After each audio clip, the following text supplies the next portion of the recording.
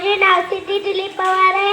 आज 12 जानेवारी राजमाता जिजाऊ यांची जयंती साजरी करीत आहोत. जिजाबाईंचा जन्म 12 जानेवारी 1598 रोजी सिंदखेड या गावी झाला.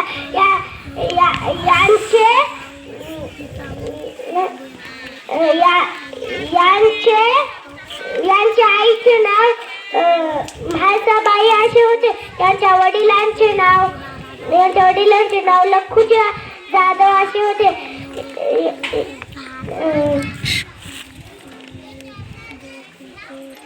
छत्रपती शिवाजी महाराज यांच्या माता होत्या.